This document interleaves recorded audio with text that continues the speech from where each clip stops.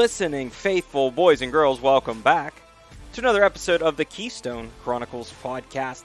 With us this week, we are joined by the one and only Dan Smeltz, Craving Wild host, cook extraordinaire. This was a great conversation for me, and I really think most of you will enjoy this. Dan and I cover trail cams, some tips for setting up, and what to look for when you're setting them up. We also talk about ticks and what ticks can cause in Lyme disease. And Dan, unfortunately, was diagnosed with Lyme disease, and we talk about the struggles and the flare-ups that come with Lyme disease and the shit that he had to go through, including a career change whenever he had Lyme disease.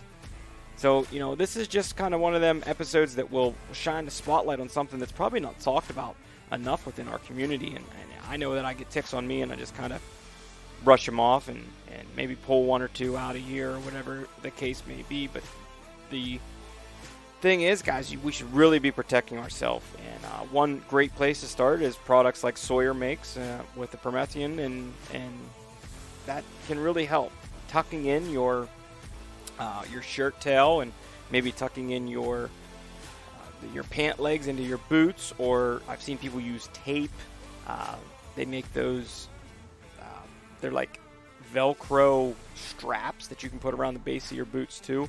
There's just a couple things that we can try to do to protect ourselves out there, and it's definitely something you guys should look into. We also cover some bow repetition, how to keep yourself warm, if you will, and keep the cold shots, or try to get your adrenaline pumping and try to mimic that moment, which is impossible to mimic, but at least try your best to get yourself in the best position in the best training possible for a great shot. Also, go into talking about some food. Dan is really into cooking wild game. I'm really into cooking wild game. Great conversation for that. And there's some changes we'd like to see in our states, along with some great things that we feel that we do. Guys, you know the drill. Go over, comment, subscribe, like on the Apple and Spotify apps. I want to thank you guys so much for tuning in. Here we go. Ladies and gentlemen, welcome back once again. All my listening faithful. I got Mr. Dan Smeltz on here, Craving Wild Podcast and page. Guys should definitely check out everything they're doing over there. They got some pretty cool stuff going on.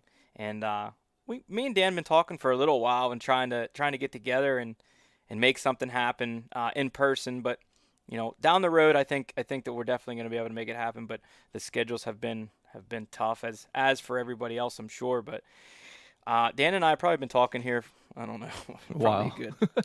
Wow. And we were having a little no holds bar, and we decided that going into this one, we're probably going to keep it that way. And we're not really going to sugarcoat anything here. And a couple things that we want to talk about and go over, and we might get a little rowdy here. And I'm sure this is going to be good listening for a lot of people. But Dan, before we start chopping it up and get into it, man, go ahead and do a little introduction for yourself, who you are and what you got going on. So yeah, Dan Smeltz. I run Craving Wild, and then we have, like you said, the Craving Wild Podcast, which are kind of two separate entities, but it's kind of the same group of guys. It's funny because we had like no plans on doing a podcast, but we quickly realized that was probably one of the easier and more realistic ways to get content out while we're trying to doing this whole, the sure. Craving Wild main page thing. But yeah, other than that, just pretty much doing that takes up all of my time other than work. I understand. For the most part. Yeah, it is definitely a lot of behind the scenes shit that people don't see when we do this stuff. And like we were talking before we come on, that we were like, man, we really wish we could just extort somebody to do this for us. I've thought about it already. Like episode 3, I'm like, man, how much is it to buy? And then you start hashing out. You're like, okay, never mind. Just, right. Quit whining and get to work. For sure, man. Yeah, doing the hard shit is why we do it, and it's rewarding, and I like seeing the product that we put out after it's done. And absolutely, it's worth it, man. I enjoy listening to everybody else's show, especially yours. And like you were saying, I always have it on in the background if I'm doing something and listening in and catch little snippets and stuff. And it's good. I'm excited, and it's summertime. So what do you have going on in the summer? What have you been up to this summer heading into which we're going to be getting ready for is deer season? Yeah, so for me, it's mostly trail cameras. Like I'm super far behind on trail cameras because of obviously all this stuff we just talked about earlier. But yeah, it's cameras, scouting. If I can get out and watch fields, I'll get out and watch fields. But mainly, yeah, just get out and start getting them cameras running. I'll start run. I run like 60 trail cams, so it takes me a little bit to get out. I like to do them in batches so that like every weekend I can go. I got something to do. Kind of takes away that internal. I got to check these cameras out of you when you constantly have one to go to. You don't got to really worry about checking one every week. Yeah. But yeah, that's pretty much it. Getting the bows too. I'm a big bow. Like I love shooting my bow. I shoot a lot. So we're shooting 3D tournaments, shooting 3Ds, just tinkering, playing with stuff, trying different stuff, and that's pretty much it. And trying to stay out of the heat as much as possible. Yes, which did not work. Yesterday it was like 9. I don't know about you, but That was awesome. yeah, low 90s, like 1,000% humidity, and I got the bright idea to climb a mountain with like 40-pound pack on. Didn't go well. Yeah, then that's what sucks because like you train and that shit trying to do something like that, and then fall comes around and the weather couldn't be better. Yeah. And you don't even have that element. But yeah, I understand exactly where you're coming from with the camera thing, and I call getting a fix really because Right. the dopamine release from getting a freaking trail camera out of the woods for me at least it's awesome. That's like one of the best. That's one of the best feelings in the world, especially when you're scrolling through, or if you see all them small little pictures pop up. Yep. Before you get to click on them, and you see that one. Yep. You can see it, but you don't click on it right away. You're like, no, I have to let the suspense build. I have to work my way up to that and see that deer. But yeah, that's exciting, man. I have been, same. I haven't got all my cameras out yet, but you say you run like upwards of like 60 cameras. Yeah, right. I mean, it fluctuates like, probably by 5 because they're constantly dying. I'm buying new ones. Ones are on sale. And I started running cameras in 2012, so I just kind of consistently bought, 5 cameras, 6 cameras a year. Right. And then it kind of just next thing you know, you got 2, totes full of cameras and batteries and Python locks. And I got enough SD cards I could probably start a Staples. I probably got more than they got in stock. That's funny. But do you have a problem with people trying to pick them, trying to steal them? I've had 2 cameras stolen about 7 years ago. Other than that, I haven't had any problems. I hang all my cameras high. Like all my cameras are 12, 13 foot, especially on public land. Private, I don't. They're normal 4 or 5 foot off the ground. Every now and then I do run them higher because I just think the deer don't it doesn't phase them as much. I agree. But yeah. If I'm trying to cover more ground, I'll hang it a little lower just to kind of cover a little bit more area. But yeah, no, I haven't had, knock on wood, I haven't had any problems recently, but I think it's just due to the fact that they're 12, 13 foot in the air. I run I'll bring a stick with me with an 8er, and then I'm on the top, and I'm 6'2", so if I reach up, I'm 10 foot easy I can get. Yeah. Yeah, you got a lot of altitude up there. I'm only 5'6", so we breathe all right down here. I don't know what the air's like up here. It's thin, especially right now. So when you hang them though, you say you're hang them high. How do you get the angle? What do you use to get that angle? Do you just you find the old stick trick or a rock or something, and then whenever you do attach them to the tree, what do you use? Do you use the stock band? Do you use wire? Do you use paracord? What do you got going on? So I do what everybody who owns camera says not to do and put a stick behind it. I just find the biggest stick I can. If I can find a tree where there's a limb low and I can get to it, I'll actually hang it like on the crease of where the limb comes out. Mm-hmm. But yeah, other than that, it sucks because you're walking around looking for a stick, and you're in the back of your head, you're like, I really shouldn't be walking around this much, getting sent everywhere. But I try to put my cameras out like right before a rainstorm, and I know there's mixed emotions on whether or not that actually works. Because especially the older guys, they believe that moisture actually makes it easier for the deer to smell you after rain, depending on how hard it rains, obviously. So I know there's mixed emotions on that, but I would tell you, I think that storing the rain, yes, I would agree with that. Well, it's still wet, but I think once that dries up, I think the scent, dissipates a little bit. But who the right people to ask for that's are dog guys. They'll tell you the truth. I mean, absolutely. I'm with you. Like I just prefer to do it if I can. Yeah. It's less noise too. Yeah, exactly. Yeah, that's true. As far as hanging the cameras, I run paracord, and I do it a little different than some people. I think is I take the inside out of the paracord. So I'll in the wintertime, I'll cut them all I do like 2 arm lengths, cut them, pull the insides out, and then I just put a little loop on one end, and then I stick when I'm hanging the camera, I'll make a loop like a cinch loop with that loop itself. and then the tag end I run through that so it just kind of cinches on itself, and you can cinch that baby like as tight as you want, and then get lean it forward and have that stick in the back, and you're good to go. And then when you get there, if you leave it there all summer, you got to cut the loop, but it's no big deal. You're only losing like 4 inches, 5 inches. But if you're moving cameras, every 2-3 weeks, you can just go up to it and pull on it hard enough, and it'll it's a slip knot essentially. So I run a trucker hitch, and I don't know if you're familiar with that or not. I'm terrible with knots. So if you want to see something maybe different that might help you, like that way you're running it, I know exactly what you're saying, and that would definitely work. But check out a trucker hitch. It's real similar to what you're doing. So you could run, say you had 2 eyelets already on the back of your camera. You would run your paracord through it on both ends. So you would hold everything out away from you like this, and then on one side you would have your loop. You would have like a D loop tied on one side. You would run that one side through there, and then on the back side coming back through, you run a trucker hitch. And you would have to look it up. It's hard for me to explain exactly what it is without doing a trucker hitch in front of you here. Right. But then basically you tie that to itself, right? So now you have what's wrapped around the tree, and then you're going to tie that to the back of what's wrapped around the tree. Okay. And then you just pull, and as you pull it, you want to leave enough, that it's going to pull tight when you do it. You pull everything out nice and tight. You have that cinch where you want it, and then you pull it, and then it will just hold. It will not let it go out any further. I wonder if that's. Go ahead. Sorry, buddy. Yeah, what you're telling me is kind of similar to what I'm thinking, but at the same time, if you pull a trucker hitch, it shouldn't just come off. You should have to pull one loop out, and then it should pull. So it's probably a little bit different. There's so many knots. It's insane.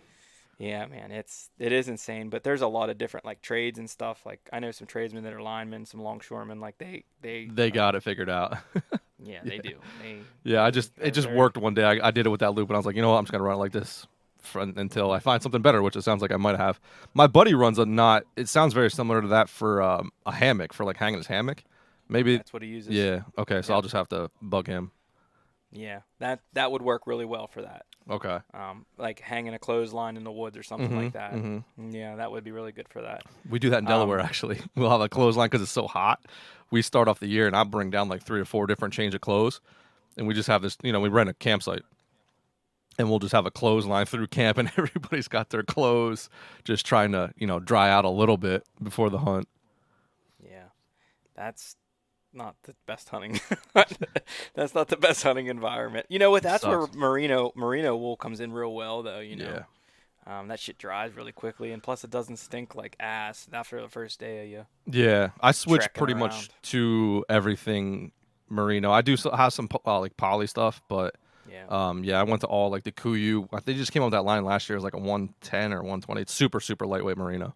It's great. That stuff's pretty amazing the way it works really well. It does. I have some like old school wool shit that I wear in the wintertime. Like I have a real heavy old who makes it? Woolrich pullover. And it's just brown. It's just a solid, and it's got like 3 buttons in the front. Oh, yeah. I know exactly what you're talking about. I use that all the time, man. Just solids. And like I do have like Sitka. Most of my stuff's Sitka stuff. My buddy, he's cahoots with them, and I've been lucky enough to have that stuff at a very good value. But it's nice stuff and all that. But I think solids are just as good, to be honest. I don't. Same. That's just me being honest, man. Solids are great. And I know they make solids, so shout out to them or shout out to whoever that makes good solids. But the old Woolrich stuff is wonderful, man. It's really overlooked. You can go right to Salvation Army or Goodwill or whatever, and you can get yourself some really nice stuff. To be honest, now as far as like leggings, I would spend a little bit of money and buy like the merino leggings to wear under whatever you're wearing, and you should be good. Don't get me wrong. There's days that are super cold, but I have that Fanatic setup, and I'll be honest, like for the most part, it's kind of like overkill. Too much. PA. Yeah. It's heavy to pack in too. So what I will normally do, like if it is really cold, is I'll just take the bibs, wear the bibs, and then I'll just wear.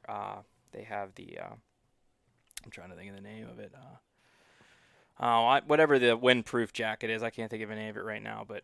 And that's usually more than sufficient as long as I cover my head with something. But yeah, solids work real well. But I want to go back to talking about the trail cameras real quick. So one thing, I was just talking to somebody online the other day about this. So I will cut V's out of wood with my miter saw, right? So just little angled pieces of wood and fill up my backpack with just as many. And they're not that heavy, you know. It's probably actually lighter than like picking up a big stick or shoving it in there or whatever. And you can shove them in there. What I've also have done is bought those polymer or like poly rubber, plastic, whatever. You can get like the door wedges. Mm-hmm.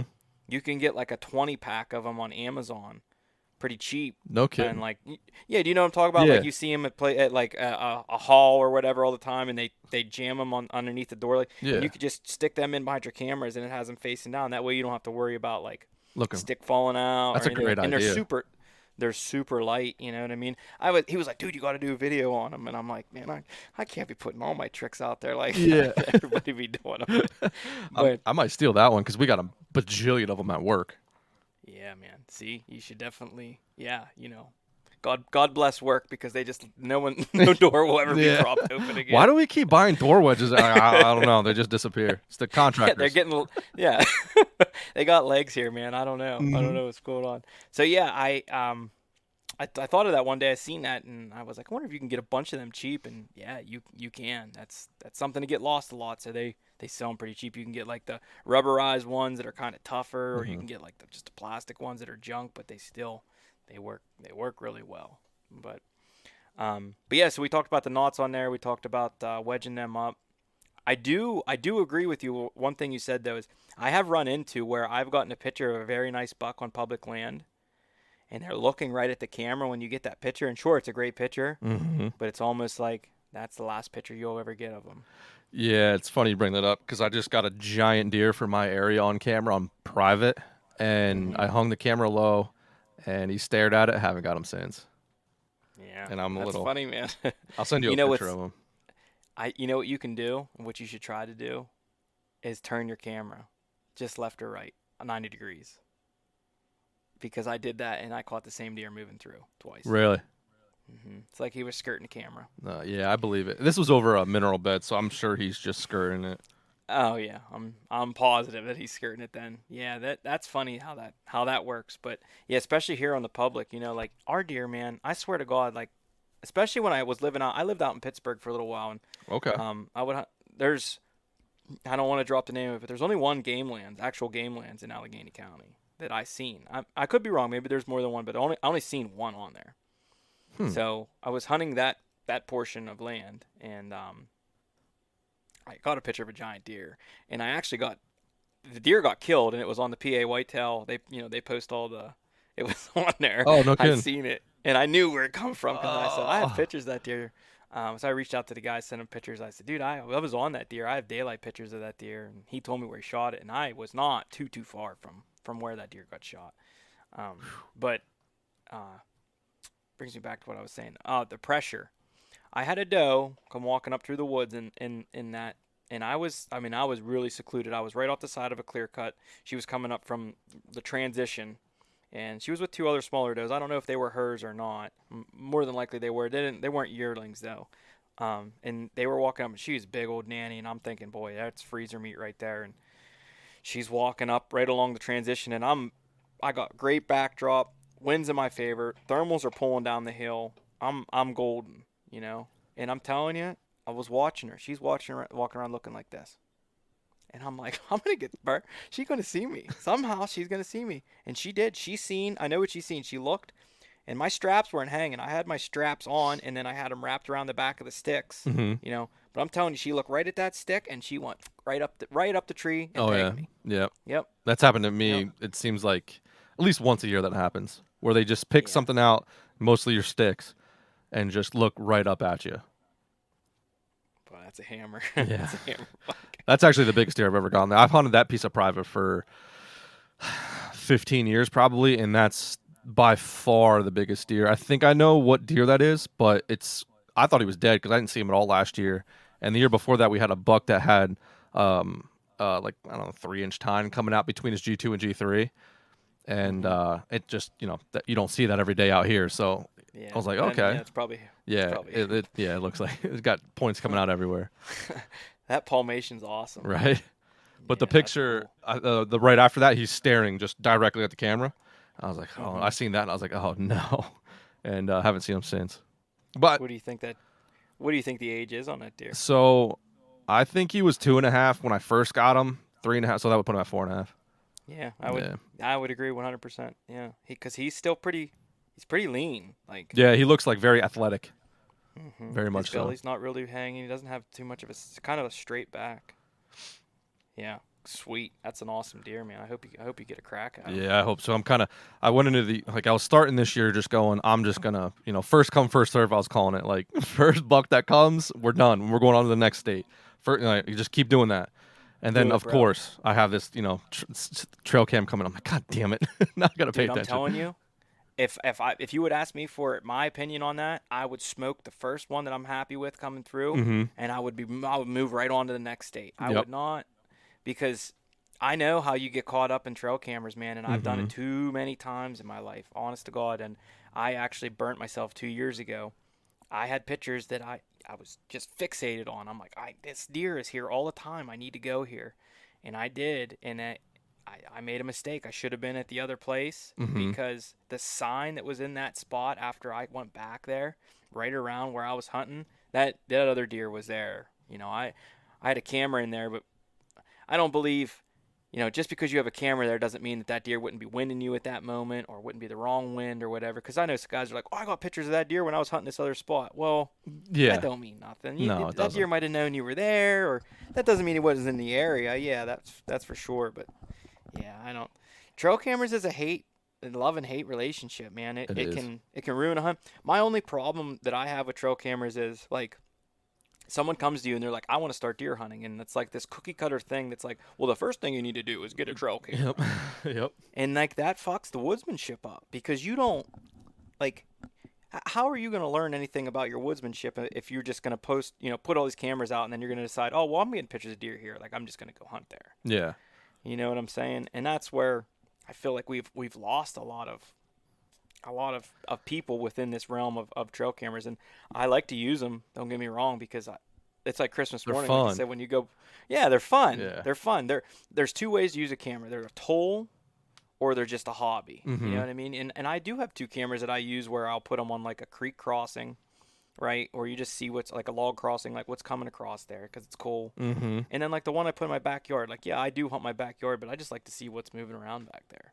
Oh, yeah. I would say probably 10% of my cameras out are just, I'll probably touch them once a year, and they're just out just to get photos. Like, right. I mean, obviously, if I check them and there's a giant there, I'll be like, okay, we got to, play around here a little bit. But yeah, for the most part, I mean, it's nearly impossible to keep track of 60 cameras, even 50, 40, 30 cameras. It's hard to kind of keep tabs on all them at one time. But, for me, it's like I got a cluster, we'll just say 10 cameras.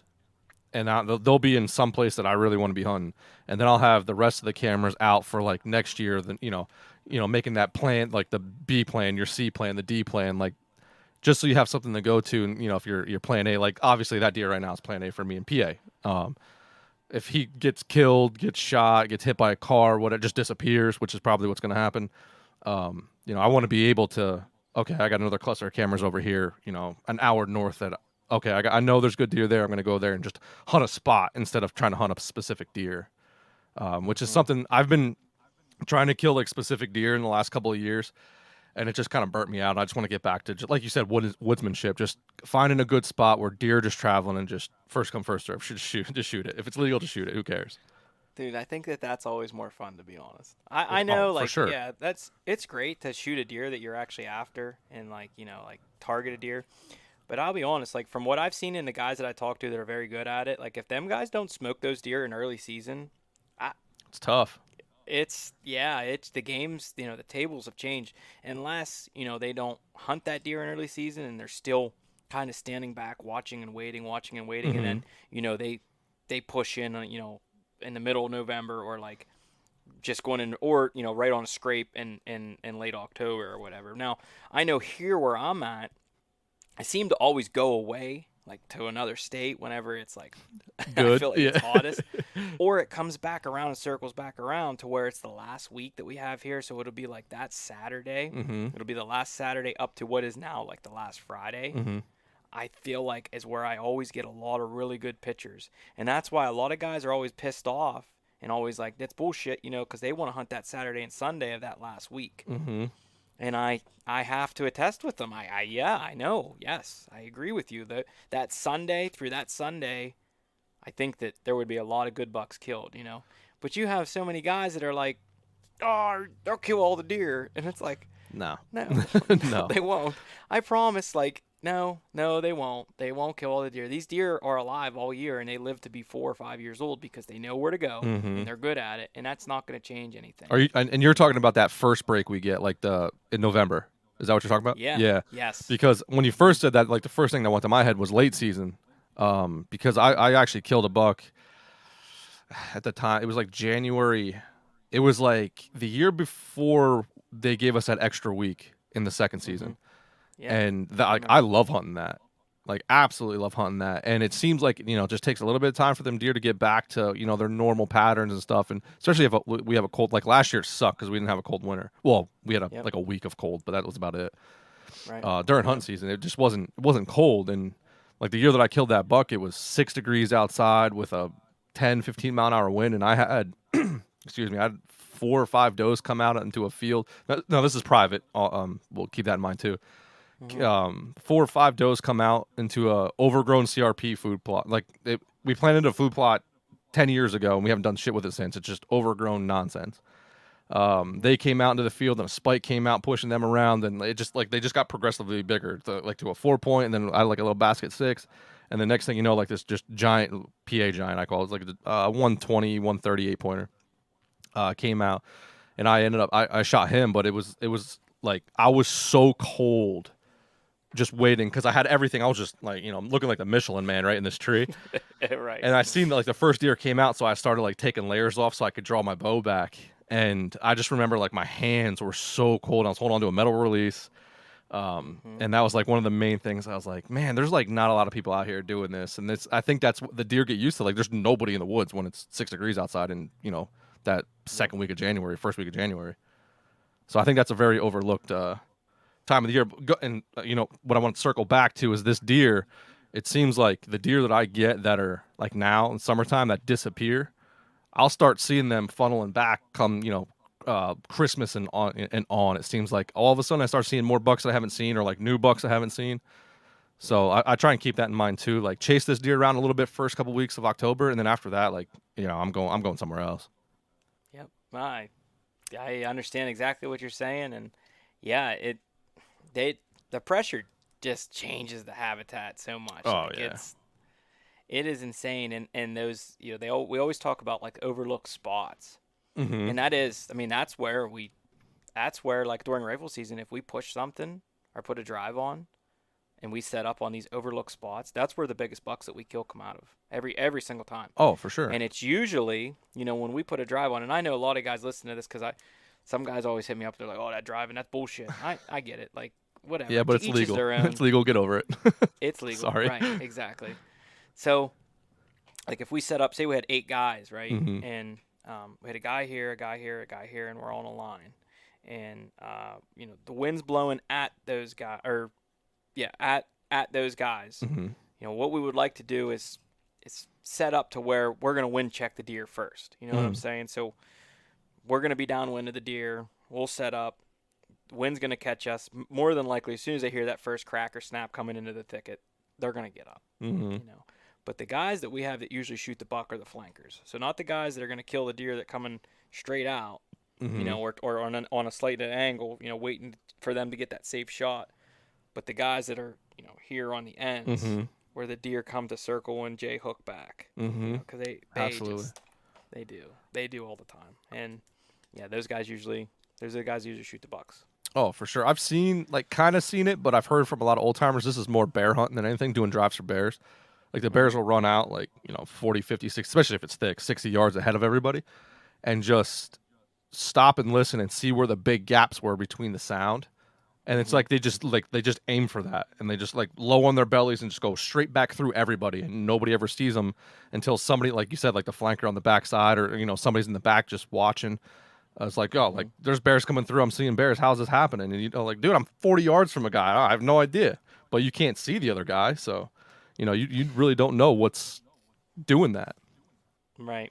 I hunt with some guys who like to, they're bringing. They're whistling or they're yelling, hey, Yeah. or they're, I will tell you, like when like my brother and I, like if we're put on a drive or whatever, like we still hunt through the woods and like we just make sure that we're in sight. I can see your orange, you see my orange, and then it also comes down to the guys you're hunting with at your posters, right? Yeah. Them guys need to be the most mindful guys for sure that you have, and they need to know that this is the shot they take. Not this shot. They take this shot and they know where the other guy is. And, there's safe ways to do this. There is. There is. But I have shot a lot of deer being quiet, and I hunt with a guy. They're like, "Oh, why are you yelling?" I'm like, "Because you just pushed 3 deer right in front of me, and they ran that way. Why didn't you scare them?" When I yell at them like an idiot, and I think like that's gonna make them turn. That's gonna make them turn and run. Like, come on, man. But yeah, to each is their own, and I enjoy rifle hunting, and I enjoy the camaraderie that comes with the rifle hunting. That's the biggest thing. You get everybody, we pushed a deer out and I shot it. Well, the group feels like we killed that deer together. Exactly. Right? It's like a group thing. It's a group effort, and it's a lot of fun. And as me being a Pennsylvania heel jack mother, that's to me, that's a lot of fun. That's what I enjoy doing, and I enjoy the whole process. Let's drag it out together. Maybe we get to drink some beer while we're skinning it later and butchering it down later or whatever. For sure. To me, that's why I do this shit. This is what I like and this is what I enjoy. But, the bow season is a lot different. And you said you like shooting your bow a lot. What are some things that do you practice, like that maybe help you in a tree stand or on the ground hunting deer that you think may help you, other than just pull back, press to release, and shoot? I like to. I mean, I shoot a lot, so I'm like kind of always on per se. I'm not taking any large breaks. But I always like doing, and an older gentleman told me this, is like just go out one shot, pick a distance, range it if you have to. If you're trying to like learn how to judge distance, see, okay, it's 27 yards. One shot, go out while you're cold and shoot, and just see how it feels. Because anybody can stack them in there after you've shot 20, 30 arrows, but you don't have that opportunity when you're in a tree stand. A buddy of mine does this where like he draws his bow for 10 seconds, like just from the time he puts his release on a D-loop to he's anchored is 10 seconds, like kind of simulating a doe standing there just staring at you, one of those kind of deals. So I'll do that every now and then. If you want to work out, do some push-ups, then shoot. Like just kind of make it so you're just uncomfortable. Everybody can shoot a bow good when they're comfortable, but how often are you comfortable in a tree stand? Never. Like you're never your feet are perfectly shoulder width, and you're bending at the hips. Like no, that stuff never happens. So yeah, I mean, and just shooting out of a tree stand. If you can hang a tree stand in your house and just shoot, I don't think it gets any better than that. But just the cold shots for me is the most important, I would say. I agree with that. A while ago, I have talked about this plenty of times, but I for whatever reason or another, I have missed and or wounded some very large deer. I mean, very, very large deer. And it's unfortunate, but I've learned, and I've learned a different mindset from everything. And I was talking to a guy one time, and he said, "Listen," he said, before you go in the woods, you should be making a shot, because you might sit in the woods for three weeks and not have shot your bow one time because you're putting so much time in, and then it's dark. And it's dark, and you're getting home from work, and then you're in a rush, and you're running in the woods. He said, put a little target in the back of your truck if you're going to be mobile. Get out, pull your bow back 5 yards away, 20 yards away, whatever the hell you have to be able to set up. Pull that bow back, anchor down, breathe, shoot, and then go in the woods. And I have been trying to do that, and think that has definitely helped me with, the mental psyche of everything and all that. And then, the other thing is like some guys you can follow, like Cameron Haynes, or the guys that are in the run and gun type, like elk hunters, like backcountry elk hunters that are on the move and they're on the ground, and their ground and pound kind of thing is like they're, get your blood pumping, breathe heavy, get your bow back, just like you would if you had a big buck come in, you know, because we all know how that is. Oh, it's a and nightmare. especially like if you need a follow-up shot, you know, like say you missed and a deer didn't move, and now your adrenaline's like, you know, if it starts to escape your body and you get that, like I know there's times where I'm just like, Yeah. you just shake violently. You're man. just starting like, to question, like, am I okay? Or yeah. Oh my God, I can, you know, especially when it's cold. You know, when it's real oh, that's cold the worst. and Yeah. I can remember grabbing the bottom of a tree stand and there ain't no loose bolts on it, and I'm shaking bolts loose out of the freaking thing, you know. And I mean that's why we do it. This is why we get so excited, and that's why we're even sitting here talking about Absolutely. You can't mimic that. I mean, you could do your best, like you said, like the guys like Cam Hanes and stuff, getting your heart rate up. Honestly, the best thing I've seen, and that, I mean, that's good because it's something that you can easily do in your backyard, just get your heart rate up and shoot. Shooting in tournaments or competitions. That's the only time I've ever put myself in a position where it's like you have that adrenaline rush, and when there's, you know, people watching you, there's money on the line, whatever the case may be, shooting in those tournaments and getting that adrenaline. yeah, just like I shot at the sports show. That's just doing that, like consistently trying to get in these like different tournaments where you have to put like there's something on the line for you. You're not just shooting with friends at a league night when you're drinking, having fun. Like no, there's got to be like it's got to be serious. And if you're not a serious person, then that obviously that probably won't work for you. But if you want to win and like you like that's a very good way to get that just adrenaline. Your brain starts doing things you don't want it to do. You know, I shoot a hinge release, which helps me a lot in the woods. Like I'll switch over to a thumb before we hunt, like before hunting season. But like everybody, like when I'll get into that, like when you know you can win, you get back at full draw, and all you want to do is just punch that release, and it, like I didn't start doing really well and start winning until I like you just let the pin float, calm down, work through your release, right? And now fast forward to October, it's the same thing. Draw your bow back. Okay, like if I want to shoot this, if I want to kill this deer, regardless of what it is, doe, buck, whatever, raccoon, I don't care. Just let the pin float. Just relax. Just keep. And you know, I know some guys right on the riser, relax, think through, you know, pull, whatever you got, whatever those trigger words are for you. You know, trying to figure that stuff out now. So when you're in October, like you said, you know, you're 3 weeks in, 4 weeks into October, and you haven't shot your bow since that last week of September. You can put yourself in some trouble there. Especially like, I don't know anybody who paper tunes their bow in the first week of November, right? Like we go through all of October, beating our bows up, pulling them up trees. They, hitting the ground, they're falling. You're going through brush, they're in the back of your truck, flying around. Like nobody shoots through paper in November.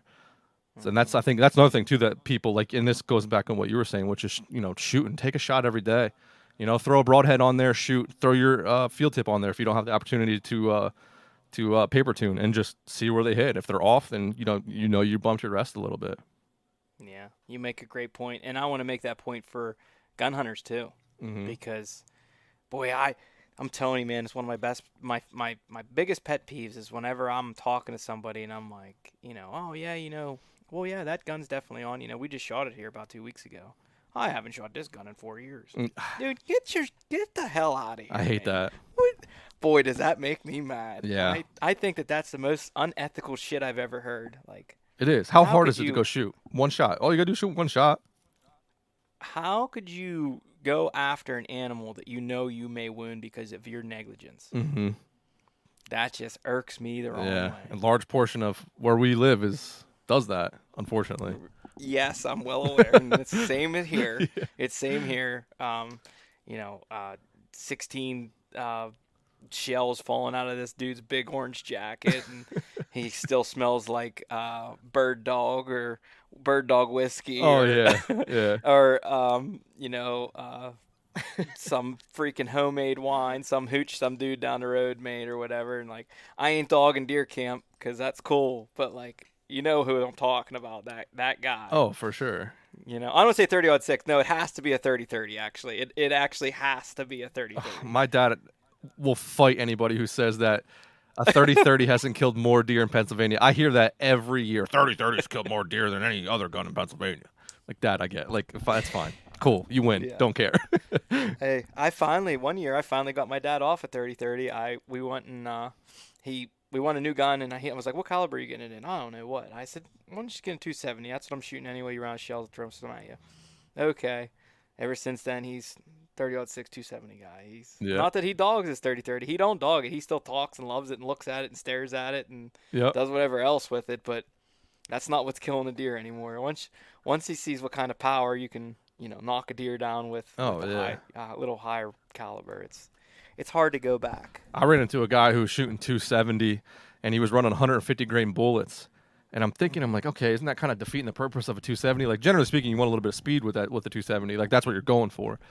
And with that 150 grain bullet, you're slowing it down. But he shot a deer, a doe, good sized doe, probably 2.5-year-old, 3.5-year-old doe.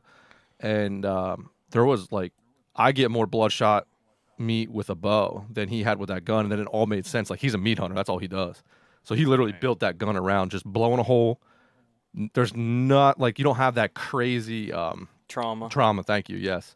With super fast bullets, 243. I've had to, one of my buddies shot a doe with a 243, and the front of the deer was useless. Yeah, so especially if you hit something before you Oh, hit yeah. Mm-hmm. So, yeah. Yeah, see, that's why, I 243 shorts, great round. I do know there's some youth guns that are shooting a 223. Mm-hmm. I get that. My only gripe is I've seen deer wounded with 243 in the gut. Mm-hmm. People have shot them in the gut, and I've tracked them for miles. Mm-hmm. I mean, I'm not exaggerating, miles. To whereas I've had youth hunters with a 7mm08 or a 270, shoot a deer in the guts and they kill it and it's dead. Mm-hmm. You know what I mean? So I don't know. I'm not saying that 243 is a bad round by any means. It's killed a lot of deer and it's a good round, but I think the shot placement is a little bit more of a big deal with the smaller caliber than it is.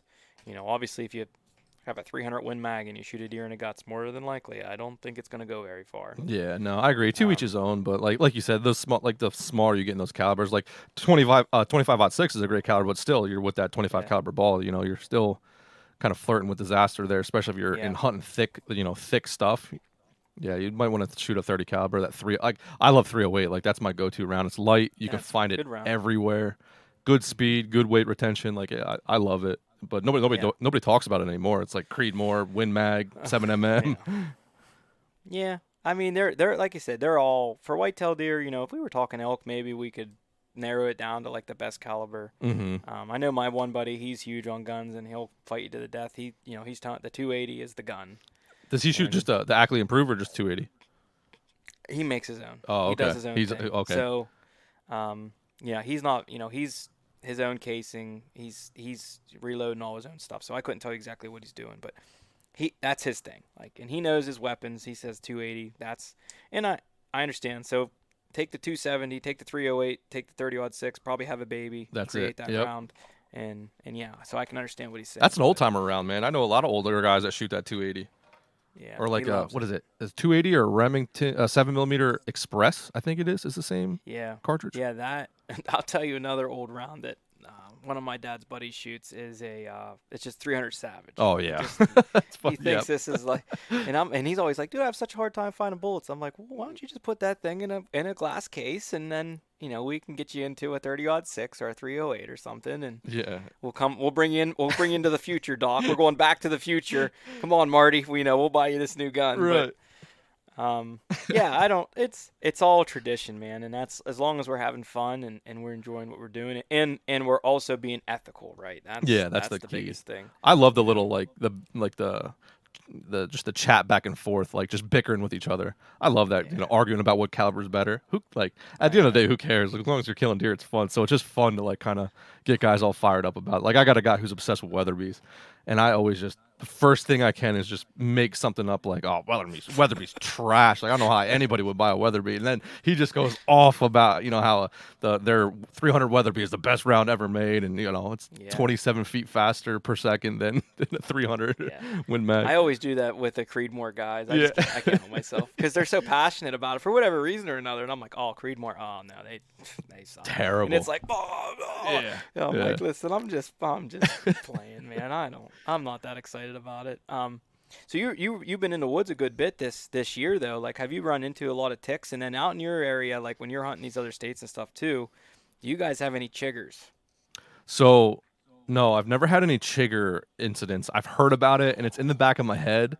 Delaware is one of the ones I'm worried about because it's so hot. Yeah, Never had a I problem. can tell you they're there. I believe I've heard it from guys, like some locals too. Like I run permethrin on everything. Like I'll probably go through $200 worth of permethrin a year. Sawyer? Yeah. Okay. Hey, Uh, Sawyer, we take a sponsorship over yeah. here. Please do. I'll take one bottle. I don't care. Yeah, for sure. So yeah, I got Lyme disease a while ago. So like I kind of like really make sure that I don't get bit again and make it 10 times worse than it already is. So What did that look like for you? How did that go down? so like how I got it. Yeah, so I mean, obviously you got bitten by a tick, but like, you were in the woods. Was it on you? Do you know how long it was on you? No. So What I was don't even I don't remember the tick being on me ever. I actually ended up getting really sick at work when I was like 21 roughly. And I got tested for a bunch of shit, nothing, negative. And I ended up, the guy that I work with was like, his wife just tested positive for Lyme. And he's like, it's, you're kind of very similar into what you're feeling. So I talked to his doctor, or her doctor, and he sent me through a bunch of tests. And he's like, listen, dude, you got to go to the ER like now, like you're bad. Let's get to the point where it's really bad. So they think I got bit twice, like infected twice. And the second time was right around when I turned 2021. There's a couple of, like I had one in my ribs that my cousin cut out. Probably not the best, idea. And then I had one like on my hip that I just pulled off when I was a kid. But I was always in the woods. So, like you always had ticks on you. Like, you're pulling them off. And so I can't really say like what tick. I never had a bullseye anywhere. None of that stuff. Just all of a sudden I just started getting really fatigued. And then it was like, I just turned 21. So you're like, okay, maybe I'm just ran down because I'm going out to the bars, doing all that stuff. Right, you're howling at 21, the moon, and then I'll go to work at 5 o'clock working in a fab shop. Like that's probably not the smartest idea in the world. Yeah. But I stopped all that and it just got worse and worse. Like crazy headaches, crazy joint pain. I was like, what is going on here? And like I would get like my body would just cramp up randomly. And he sent me to the hospital and just overdosed me with doxycycline and amoxicillin. And those two together, it was killing it faster than my body could get rid of it. So it like poisoned me pretty much. And I missed work. I got pretty bad. I missed work for like 8-9 months. I was out, like slept for 20 hours a day. They put me on this super strict diet where I can like only eat greens, like organic greens, no meats, nothing, none of that stuff. They were just trying to flush my system at that point in time. Like they didn't want any other chemicals in there, like no sugar. I was taking a tablespoon of honey a day just to get sugar in me so I didn't like start to shut down. And then after 2 weeks of that, the doctor found out I hunted, and he's like, oh, you can have deer meat. He's like, that's good. So I was like, oh, thank God. And then it's like slowly started phasing in. Like I could, do fish. Fish was bad because you can't really get clean fish from anywhere anymore. But he's like, just, moderate, just keep it moderate. And I was like, okay. So I ate a lot of deer meat that year, and thankfully, I had it in the freezer at the time. But eventually I got, after about a year, I was back to like my normal self, but I lost like 50 pounds, 50 pounds. And, which, I mean, I could afford to lose at the time. So it kind of helped out if you look at like a positive somewhere. But yeah, so now like I got to watch flare-ups with sugar. If I eat too much like sugary stuff, if I drink too much beer, or just alcohol in general. So it thrives on that. I had to leave my job because, heavy metal toxins in like really hot environments, it'll flare up. So I had to, get a new job. I was working in a metal shop, deburring metal and grinding and welding and all that stuff. So I couldn't do that anymore. Man, I never heard that before. So you don't drink anymore, I assume? No, I do. I won't. Oh, okay. I just don't do like the benders anymore. Like I'll have a couple of beers here and there with buddies. Like every now and then, like I switched to bourbon, and what I like about that is it's like 100, 100 proof, 110 proof. So it gets you to where you need to be quick. Yeah. So it's not too bad. But I can feel like if I drink 2 times in a week or something like that, like I'll start like I'll wake up and I'm like, oh man, I don't feel great. Like I don't feel good at all. And that's not from the alcohol. It's just like my body hurts and I'm just exhausted. Like just exhausted to the point where it's like you haven't slept in like 3 days. That's what it feels like. Damn. Yeah, man, that's unfortunately, that's why I asked that question, because I've unfortunately run into a good amount of people who have been subdued to Lyme disease, and it's something I don't think like us hunters talk about too much. And dude, I've had, as far as ticks in me, good God, a lot. Yeah. I don't same. like. I mean, you know what I mean. I usually catch them quick. At least I think I do. Mm-hmm. You know, I'm usually able to just grab them and pull them right out. Mm-hmm. You know, without pliers or like a tornado tick twister or whatever they call them type things. But you know, I have actually had them. I had one time, and it's kind of gross story, but I'll be quick about it. I thought it was a pimple on my back, and I had my dad look at it. I said, "Hey," I said, "Get this. Can you help me with this pimple? Like I can feel it, and it's sore, super sore." And he looks at me and he's like, "Oh, I got a problem." I said, "What?" And he's like, "You got a tick in there." And I'm like, "Oh, just pull it out." And he's like, "No, it's the tick's under your skin." And I'm like, "Excuse me?" And he's like, "It's under." I'm like, "Cut it out. Yeah, Cut it out get right it now. out. Cut it out." And he's like, "Oh, I don't." So my mom's a nurse, and you know he got the equipment out. She wasn't home, and of course we were drinking, watching football, and yeah, it's not in there no more. But I have a little bit of a scar, and I did get tested for Lyme after that because I was worried, and no, I was good to go. But I would tell everyone. So there is, I want to promote this PA Tick. Hold on, I want to look this up real quick because I want to get this right. They do free testing. Let me see here. Okay, PA Tick Research Lab. The PA Tick Research Lab. They can analyze your tick, test tick for diseases such as Lyme disease and everything. They go by wildlife DNA at esu.edu or ticklab.org. They will do free Lyme disease testing. I didn't know Because that. I know that Lyme disease testing is expensive. Mm-hmm. It's like $300 or $400 if you don't have insurance or if your insurance doesn't cover it. Mm-hmm. So just to put that information out there for everybody, there is free, and that's Pennsylvania. I don't know if you need to be a resident or not, but this is a resident podcast. So therefore, if you are and you're listening and you want to get tested, maybe you're just sitting there right now and you're thinking, man, I haven't felt right in 2 years. Well, I mean, hey, you know, Just get tested, yeah. It wouldn't hurt to get tested. And just keep in mind too, if you test negative, it doesn't mean that you don't have it. Because I tested negative twice before I tested positive for it. Wow, that's great to know. yeah. Not to scare anybody, but you know it's realistic. When I first started going through that, that was like 12 years ago. Like Lyme disease didn't exist. Like people failed to, they refused to accept the fact that Lyme disease was a thing. And actually, believe it or not, the doctor who was treating me was a neurologist, and he got fired. He had to resign, we'll just say. And he moved out to California to start a Lyme, I don't even know, group, I guess, because he was treating people for Lyme disease in PA, and they were getting better, and it's cheap. Like, doxycycline's cheap. And you know, he easily could have got me on some other crazy shit. Like how it all started was and I forget the disease that she had, but my coworker's wife had a disease, and they were treating her for that, and it wasn't getting any better. And then he started, and we're talking thousands of dollars worth of medication. I can't remember the name. It's a very, very bad disease. Where God damn it. Anyway, regardless, it's once you get it, like, you're going downhill, and it's pretty much, it's going to cost you your life. You're going to be in a wheelchair your whole life. Started treating her for Lyme disease, and she was like a normal person in like 6 months. Like it just completely changed her. And then, you know, it started, there was like all this shit going around with him and stuff like that he was, you know, malpracticing or whatever you want to call it. And he ended up leaving PA and going to Cali to start his own thing and just focus 100% on Lyme disease. Yeah. That's why you see a lot of people moving towards holistic approaches for a lot of different things there too. Mm-hmm. Because, I mean, I'm not dogging the system, but at the same time, like, let's face it, like, if there's money to be made, they're going to make money. Absolutely. And if your health is coming in at expense to that, yeah, who are you? Who are you to them? Oh, they don't care. I mean? It opened my eyes as a younger guy. Like wow, like the doctors, everybody go to the doctor. Like, not. I mean, yes, you have to in some scenarios, but don't trust. Get second opinions. Get third opinions.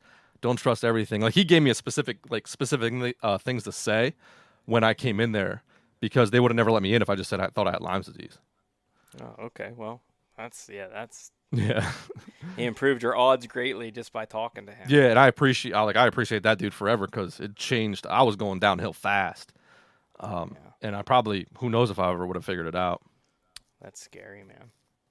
It is. But moving on into segueing some gear is something I want to go over real quick. So I know you're shooting all the time. Mm-hmm.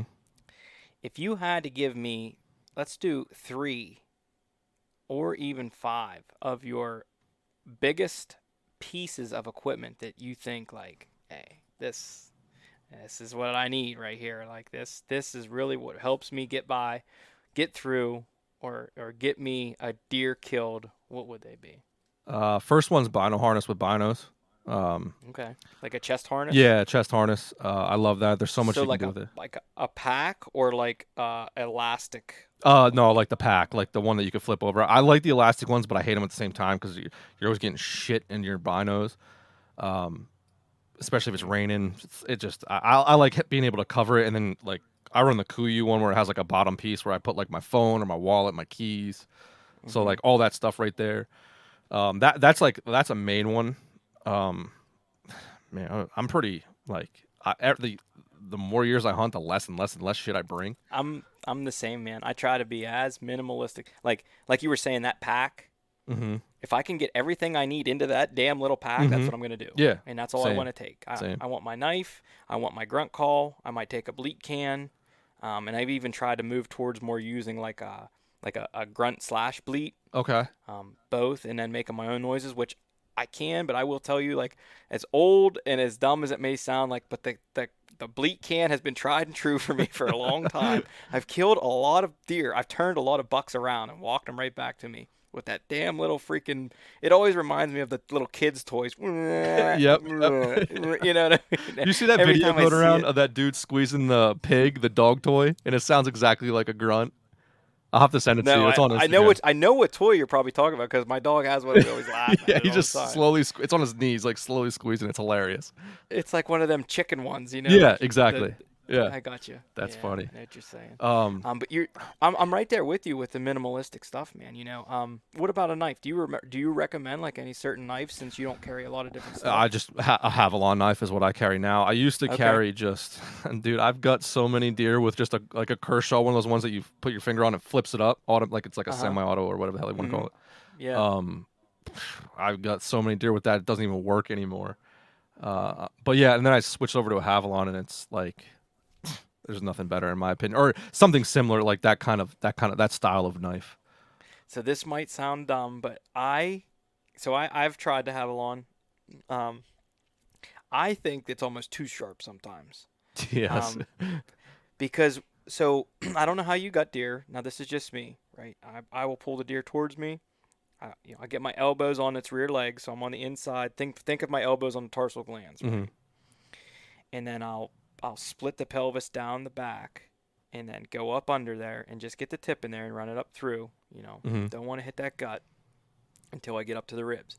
I like to take 2 ribs. Now, if it's a buck I'm mounting, I'm not going to do that. But if I'm just getting a deer gutted, I'm going to take 2 ribs. So I'll get up tight against it, get locked in, and 1 ugga-dugga, 2 ugga-duggas I can get into there.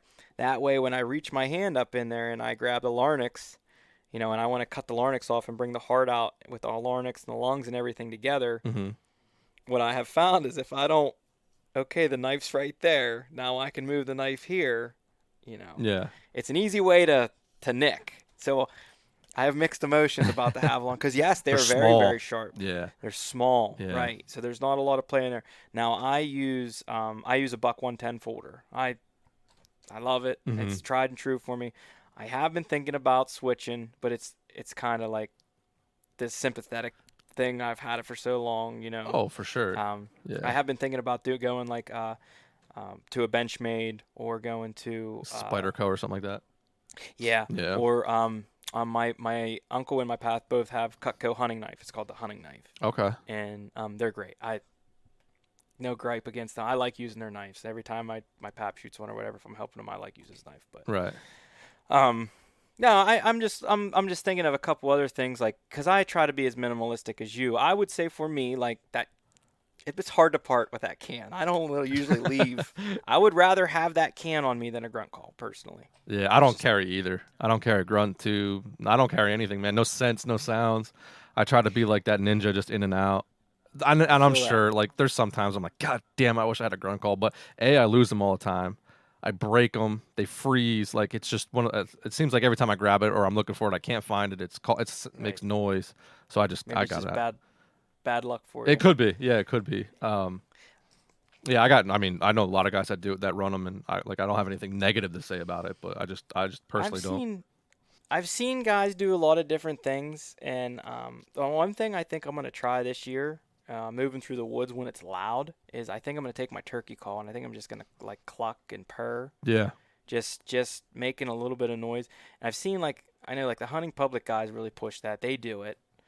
There's some other guys I talk to that do it, and you hate when you're walking through the woods and the leaves are like every time you step down, it's like So somebody's bad. yelling, "I'm here, Yeah. I'm here," So bad. Especially get that early and frost. Oh, it's the yeah, worst. it's the best whenever you're sitting waiting, Yeah, yeah, it is. you hear everything. It is. But you think about it and you're like, that was me walking in, For sure.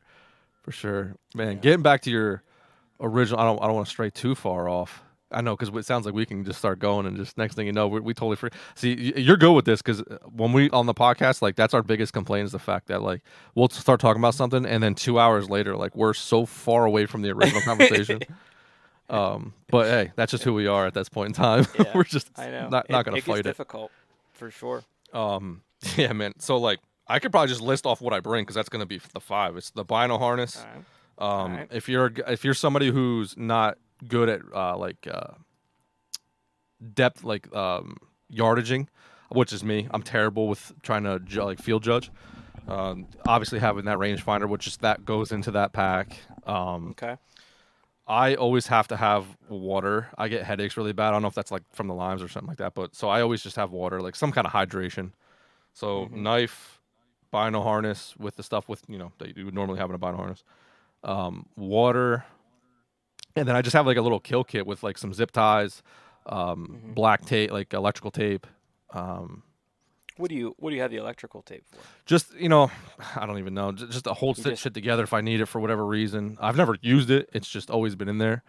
Mhm. I'll have a lighter in there just in case, burning ticks off, shit like that. Mhm. Um, and really else than that, that's like I'll have rubber gloves, like just like nitrile gloves. Mhm. Um, other than that, that's pretty much it. I don't going back to the knife thing a little bit too. I don't split the pelvis or anything like that. I just go like from rib to about to the start of the pelvis, and I Mhm. gut depending on how the shot is. I don't even remove anything from above the diaphragm. I only take the guts out, and then Okay. onwards we go. But I can do everything at my house, so it makes it a lot easier that Mhm. I have the amenities to do that. And my family was all in the butchers, and as a young kid, I was always in the butcher shops locally for deer Mhm. specifically. And a lot of guys would like split the pelvis and stuff, and they would come in there it would be a disaster because there's just dirt everywhere. I like to like as minimal cuts as possible because it keeps everything clean, Mhm. and then I can cut it the way I want. I'm pretty specific on how I like to cut deer and all that stuff, just because I've Yep. been doing it for so many years. Um, so that's another reason why the Havalon works great for me because it's literally like I'm only making an incision, like a 20-inch incision, and then a couple like cuts along where on the back by the loins, and I'm done. Like I'm in and out. I'll tie like the if there's a piss sack, I'll just pinch that off, cut it, throw it, um, and that's pretty much it. Take care of the rest when I get home. Have you ever, one thing that my dad taught us to do, and I still do it to this day, is I'll hang the dick and the nuts up in a tree. Yes. Yeah, Do you do that? absolutely. Yeah, for sure. That's funny. Yep, for That's sure. funny, man. Yeah. That's, I'll never forget him teaching me that, and I still practice that. I can't wait one day. Like, I just have daughters, but I would love to take them out and be like, hey, this is how you do it. This is exactly how. You, Have you ever you seen that gotta, walk through the woods like from somebody else? yeah, Have you? I don't think yeah. I ever have. Yes, I have. I have. And the other thing was, when I shot my first deer, my dad's like, well, you gotta take a bite of the heart. Oh Like, yeah, that's, yep, same. and that's, we've all done it. Like, all my cousins and, my brother and all of them. And I can remember, this one kid went hunting with my brother and I, and he shot a deer, and like he's an older at this point. I think he probably been 23 or 24, and we're like, oh, you gotta take a bite of the heart, and he's like, What? excuse me, But I remember like him doing it and being like, Uh oh. Yeah, like, yeah, yeah. That's It was hilarious. just funny. It was funny. But I remember, like the war paint. I can remember doing that to my cousins and stuff like that. And those are like those core memories that you just don't ever forget. That kind of Absolutely. shit. And that's why we do what we do. And I love it, man. I can't get enough of it. But I know, moving on a little bit, that you were talking about like you're really you're really passionate about like what certain cuts you make on a deer and stuff. And I know that you did that episode with Gunner too, Yeah. and him and I had a similar conversation too about that. And so when you do get a deer, because I butcher my own deer, it sounds like you butcher your own deer.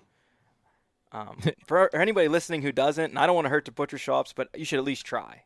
It is what I would tell you. And if you want any pointers, I would be happy to tell you how I do it. Not that Yeah. that's the right way or the wrong way, but um, what are what's your process whenever you do bring in a game? Do you let it hang? Where do you let it hang?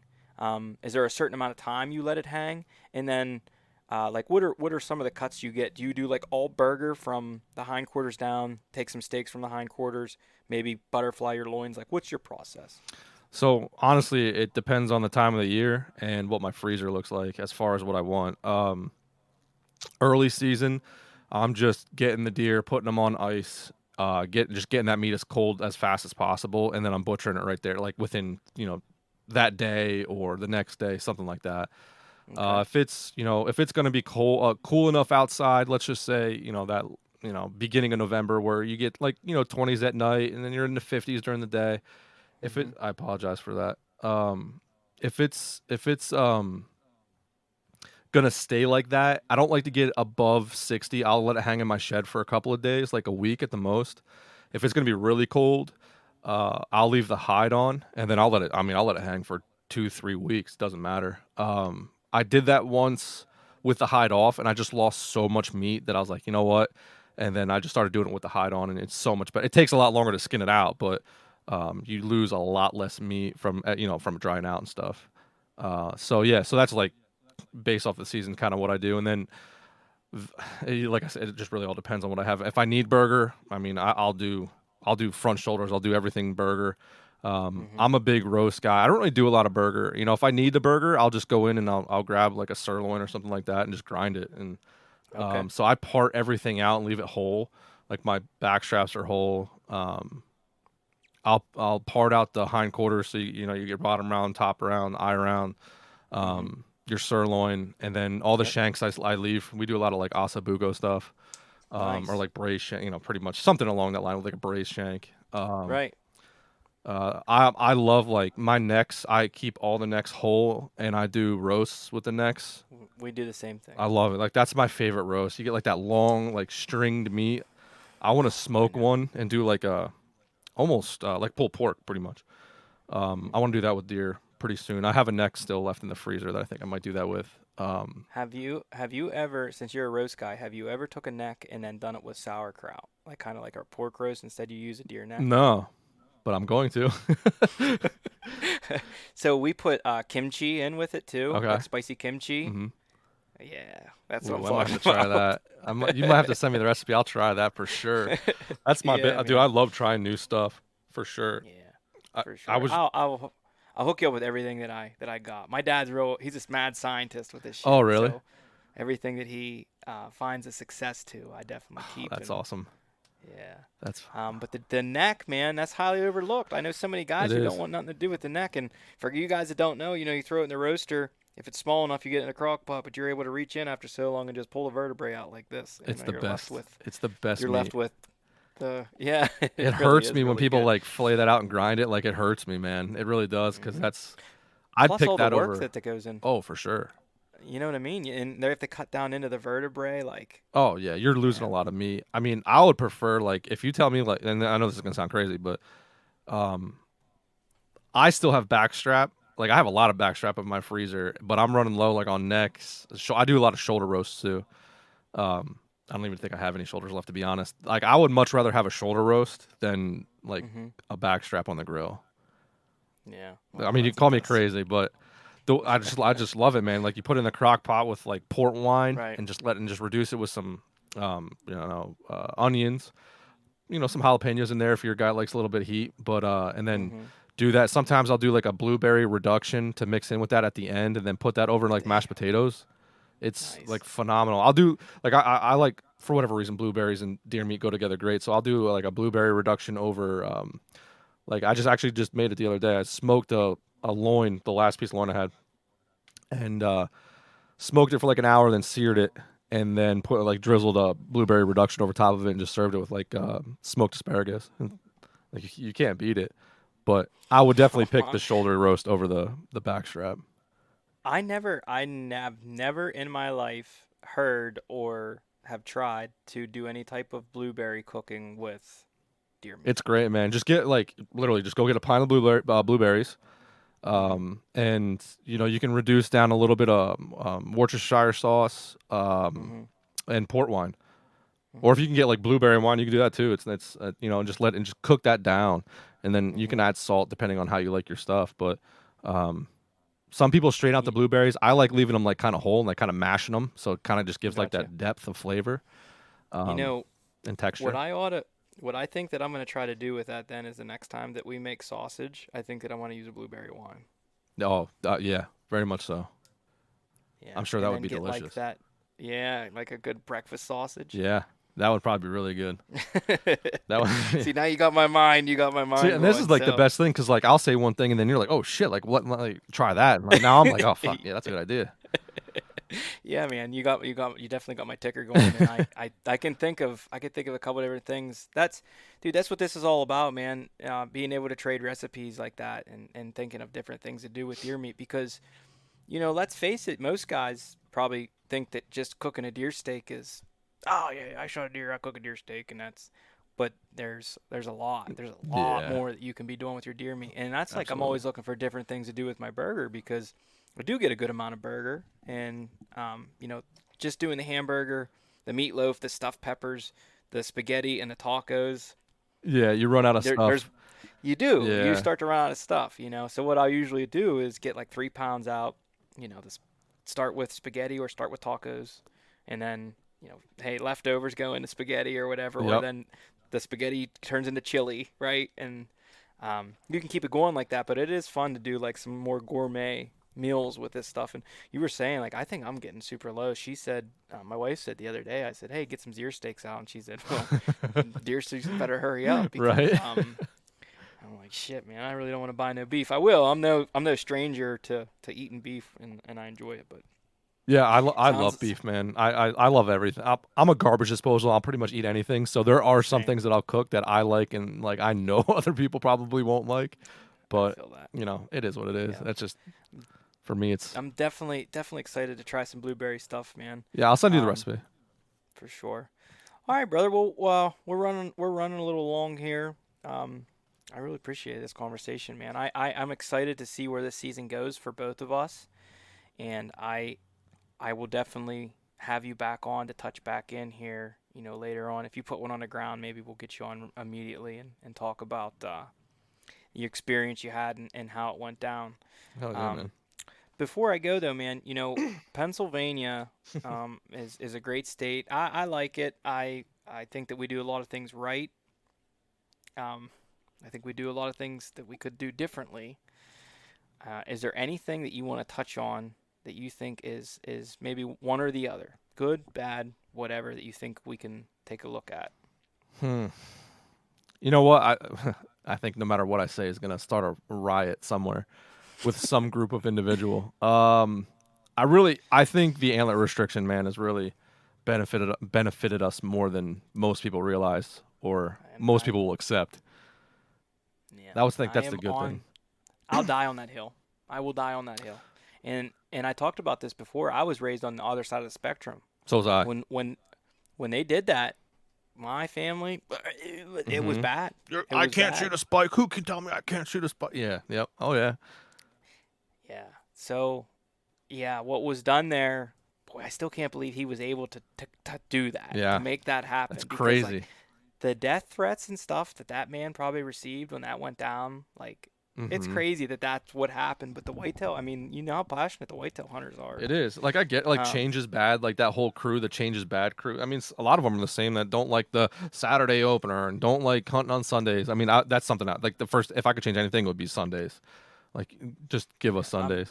Right. Yeah. We're beating a dead horse, I feel like, at this point. Yeah. I Would you really do $2? Would you ever make this a $2 state? I would do earn a buck. That's what yeah. What would it, to earn, what would you need to do? At least 2 does, yeah. 2 does? Okay. Yeah. It would have to be, earn a buck could probably only be for certain counties, though, because, we do have certain WMAs that, I don't think it would be real good to go in and kill two bucks. Because of the hunting numbers. But at the same time, Allegheny County, what county is Philadelphia? Lehigh County? Not Lee. I don't think Philadelphia's Lehigh. I think it's Montgomery. Might maybe? be. Somebody's screaming at us right now, going, "It's this!" Like, yeah, for sure. I should know because it's not that far away from me, but I'm terrible. Well, Pittsburgh, Pittsburgh, Allegheny County, and then I think I could be wrong, but I think it's Montgomery County, Philadelphia. It's in that area. So those counties that have like the special seasons for a reason, because there is so many deer, they already have special seasons for sure. Earn a buck for sure. Yeah. Because I will say that I have seen when I lived in Pittsburgh, very large bucks, but like deformities. And for whatever reason or another, I don't know what that is. What I do believe is there is a genetic. Like I'm not the guy that's going to say, we have to shoot all the small bucks because they're the ones that breed and all that shit. No, like there's a whole science behind that stuff, and I don't have the time to get into that. But yes, I do believe that there is some bad genetics out there, and I did see a lot of that, like in the urban deer, the urban population of deer that was there, like a lot of like big 6 points that would like come straight up in the air without eye tines, or like one side's muffed up and the other one's not. And sure, that could be from car accidents or one to another, but I've seen a lot of weird like palmations and stuff. So I would get down with earn a buck. I think that could work here. And if it didn't work, stop it. You just you stop it. You have other states where the deer populations are so high. I don't want to point out any states, but they are very liberal states. Jersey. This is going on, and the deer populations are so high. And what the deer do is they'll eat everything, and then they'll starve all the other deer. Yeah. And they'll die too. And they will decimate. Have you seen, you might have in Pittsburgh, where like their hooves, they don't walk, so their hooves get curled and then they have a hard time walking? Yeah, it's seen that sad to watch. Not in person, but I've seen the pictures and stuff. Yeah. Yes. Yeah. It's kind of like sheep, when exactly start growing into their head and shit. Yep. Or like pigs, like people's pigs, when they start getting the tusks and shit. Yep.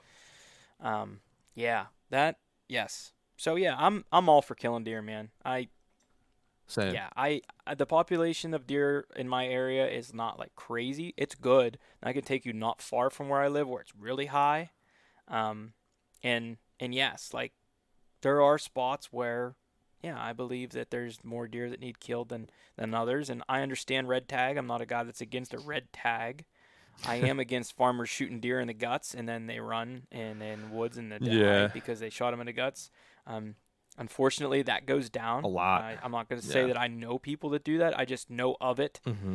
But yeah, that's a thing. If you guys want your deer killed, let's do it properly, right? We can feed people.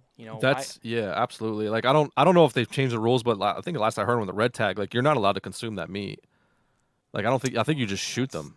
And I'm I could be 100% wrong. I hope I am. That's the case that I'm not a red. I think it's like a lot of people just kind of look the other way or whatever, because it's like, I mean, granted, nature's going to use it in some way, shape, or form. But if we can feed like our vets or people that just need it at that point in time, why not?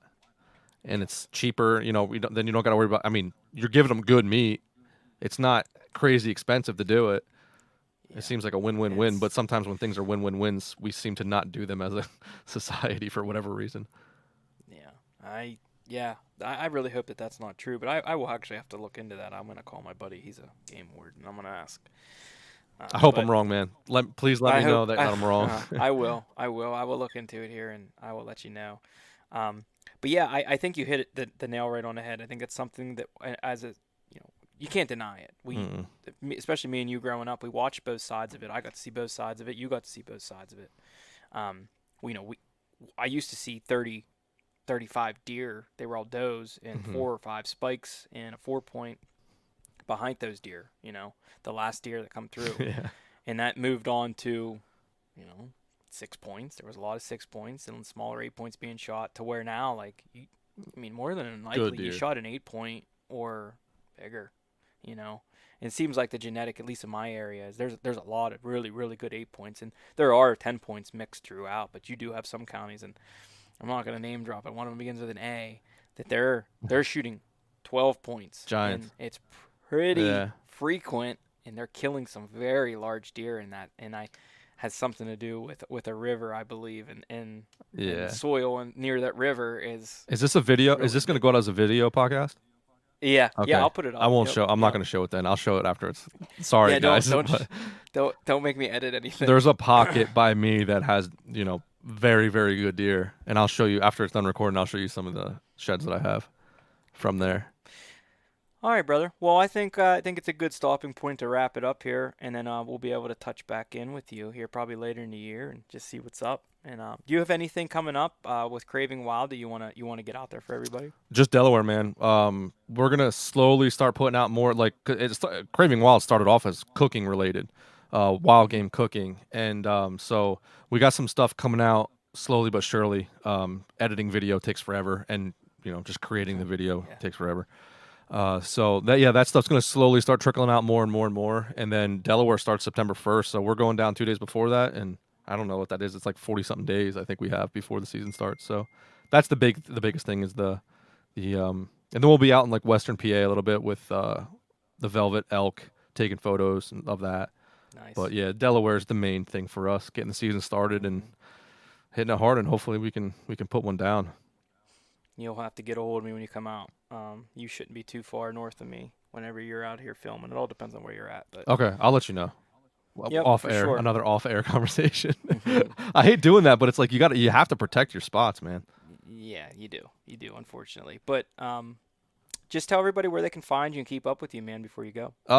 Just it's craving.wild on Instagram. We have a Facebook. I hardly ever use it. 95% of our content is on the Instagram page, and then our podcast is pretty much anywhere you can find podcasts. So after you get done listening to this, head over and give us it's very similar. It sounds like our conversation we've had today. It's very, very similar. We do a lot of this kind of like same BS style interviews. So that's pretty much it, man. I appreciate you coming on, brother, and we'll catch up with you. Tight lines and good blood trails, man.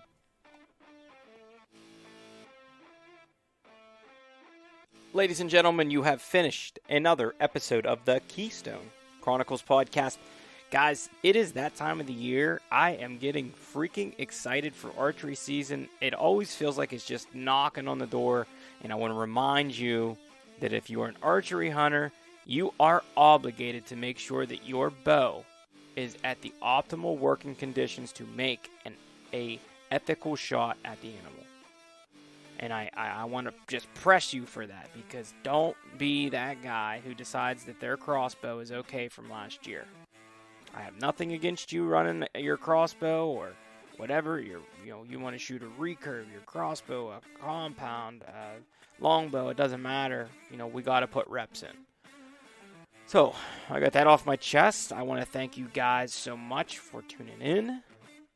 Please comment, rate, subscribe. And I'll be back to you with the best content that I can gather. Also, I want to add one other thing. There's something large coming up here towards the end of July, maybe the first week of August.